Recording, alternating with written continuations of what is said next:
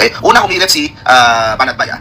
Mukha pa lang ito, alam mo na walang gagawing matino. So ininita niya sa itsura nitong si Percy. Kasi medyo tabingi yung mukha nga nitong si Congressman Percy. O tapos, humirit din si Bato.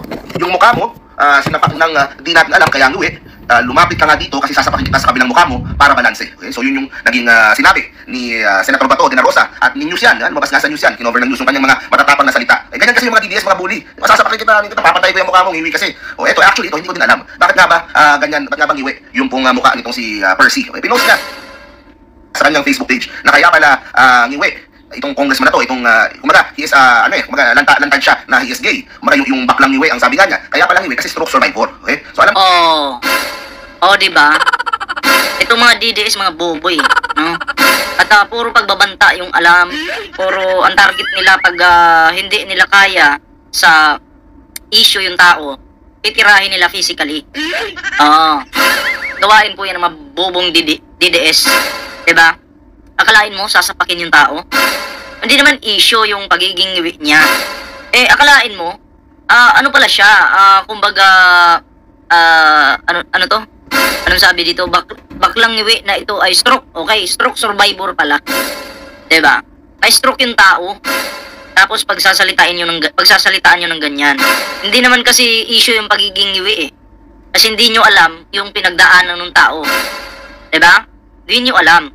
Tapos kung makabanat kayo ganyan, yan ba yung kailangan yung senador? Yung katulad ni Bato de la Rosa? Tayo na lang ba to? Sapukan tayo. K.O. Tayo na lang. Sports lang naman eh. Diba? Ay naku ba to, yung ganyang style mo, munti ka nang mamatay eh. Di ka pa nagbago? Di ka pa nagbago ba to? Munti ka nang mamatay. K.O. Munti ka nang sumama dun sa helicopter. Alam mo maraming nagsasabing Pilipino na sana sumama ka na lang daw dun. Sabi ko nga sa mga viewers ko, huwag tayong ganun na ipagdadasal natin yung tao na sumama dun sa helicopter, no? Pero hindi wala eh. Hindi ka makitaan ng pagbabago eh. Binigyan ka na ng second chance na mabuhay.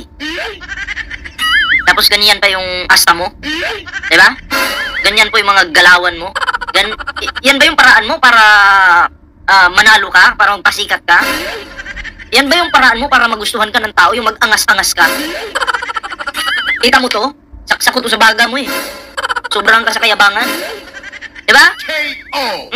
Ang yabang. Sa totoo lang. Napakayabang talaga. Hindi maganda yan eh. Kung pikon ka sa tao, dapat, ang banat mo, yung naayon lang sa issue. Ano yung issue? Diba? Hindi naman yung mukha yung issue. Kasi kung laitan lang ba to, manalamin ka muna. Hindi ka naman pugi. K.O. Diba? Manalamin ka nga. Manalamin ka ba to? Feeling mo pogi ka na niyan? Kariusip naman. Kung sino pa yung mga bangag, sila pa yung mga talagang grabe makapambuli. No? Bangag eh. May mga pre, gigigil ako eh, no? Kinikilig itlog ko. Bago po natin ito, ituloy-tuloy itong reaksyon na ito mga pre. Anyways, iboto, okay? Iboto at isubscribe po natin si Models of Manila TV. Iboto po natin yan. Tumatakbong senador yan ngayon. Nako, yun yung kailangan natin. Okay? Kasi hindi naman bias to si Models eh. Nasa gitna lang yan. Pero eto, katulad nito, nakikitaan niya ng pambubuli, binubuli yung isang congressman dahil sa ngiwi lang. Diba? Nagsasalita din siya. Anyway mga pre, bago tayo magtuloy-tuloy, ito po, nakasubscribe sa ating YouTube channel. Huwag kalimutang mag-like, share, and subscribe para updated po kayo sa lahat ng mga uploads natin. Okay? And syempre, ito na, meron din po tayong kumbaga, tawag na ito, TikTok. Okay? Same lang po yung pangalan. At sa hindi pa nakapag-share ng ating mga video, i-share nyo na po yan. Okay? So, maraming salamat po. Alam mo ba to, ang dapat sapukin mo, kasi galit ka pala sa mga ngiwi, di ba? Ang dapat mong sapakin, yan. Para magpantay yung bunganga. Di ba? Yan yung dapat mong sapakin. Ano pa ba? Yan. Kabingi yung bunganga eh. Sapakin mo. Galit ka pala sa mga ngiwi. Ito, hindi naman to stroke. Si Digong basta hindi rin stroke. Pero yung binabanatan mo, stroke survivor. Diba? Ang Ang babanatan mo lang pala, yung stroke. Aba? Wala namang kalaban-laban yan sa'yo. Gigigil ako eh. Kinikilig yung ano ko eh. Yung dugo ko parang umaakyat sa utak ko eh. Diba? Ang init tuloy ng katawan ko. Eto na ano. At bigyan po natin ito ng reaction mga pre. At mamaya, ang ending ng video na to, pag-usapan natin yung bagong plano or gagawin po ng ating mahal na Pangulo. Okay, eto na. So, nung mga nakaraang araw ay maraming mga debate, bardagulan, even fake news about sa impeachment ni VP Sara Duterte. Siyempre, yung mga DDS, todo defend, at yung mga gusto ng impeachment, todo sugod naman dito sa kampo ng mga Duterte. Okay, pero... Todo defend ang mga DDS sa fake news ng kanilang kampon. Sila lang, dinedefend nila yung bawat isa. Diba? Tayo naman, pinaglalaban natin yung impeachment kasi yun yung nararapat. Pero tingnan mo, kahit nag-rally yung Iglesia ni Cristo, walang nagawa. Na-impeach pa rin si Sara Duterte sa kamera. Bakit po? Sa napansin ko lang parang pinaparusahan sila eh. Nang may kapal. Bakit? Dapat yung rally na yun, kapayapaan. Umiksi na si Marcoleta eh. Nagbida-bida doon. Yan yung nangyari. Ang rally ay naging nabaliwala. Diba? Tuloy natin. Para sa akin, kahit na maraming bardagulan, parte yan ng ating demokrasya, kailangan manatili pa rin yung a certain level of respect. At wag naman mawala sana yung pagiging makatao natin. Okay? Kasi po, para sa akin, itong mga ibang mga nasa kampo ng Duterte, nag-cross ng line nung kanilang binanatan yung pong itsura nitong si Congressman Percy ng Akbayan. Explain ko kung bakit sa paningin ko kailangan silang mag-sorry. Okay? Una, kumilit si Banat Bay. Mukha pa lang ito, alam mo na, walang gagawing matino. So, Banat Bay naman. Mukha pa lang nito, walang gagawing matino. Yun yung panglalait niya dito sa isa nating congressman, no? Yung mukha mo, Banat Bay, tanda na ng mukha mo, pero wala ka pa rin buhok. Parang, wala, isip bata talaga to si Banat Bay. Isip bata, bida-bida, tapang-tapangan, pero pag pinapatawag, umiiyak. Diba? Duwag. Walain mo, anong issue ng mukha ng isang congressman? Anong connect sa mukha ng isang congressman, sa physical na anyo ng isang congressman, doon sa issue? Hindi nyo kasi kaya eh. Sagutin sa issue eh. Kaya, babanat na lang kayo sa pamamagitan ng muka.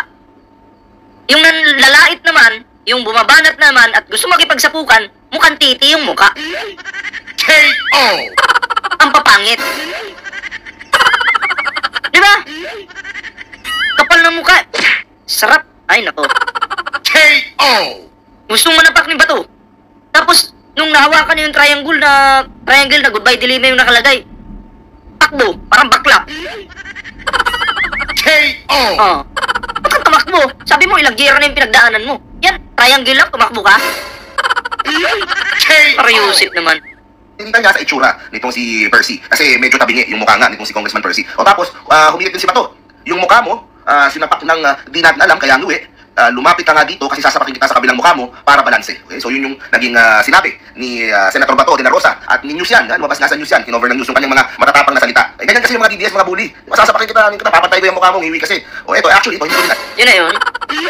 Yun na ba yung katapangan ng mga DDS, yung mga ganyang pautot? Diba? Sapakan dito, sapakan doon. Wala naman laman yung utak. Ang lalaki ng katawan, wala naman laman yung utak. Ayaw laman. Ha? Ayaw naman. Ay, naku po, Bato de la Rosa. Di ka nagbago eh. Binigyan ka na ng ng signal eh. Munti ka nang mamatay. Munti ka nang mamatay, Bato de la Rosa. Pero anong ginawa mo? Yung signal na yon, yung hudyat na yon, in-ignore mo. Good luck.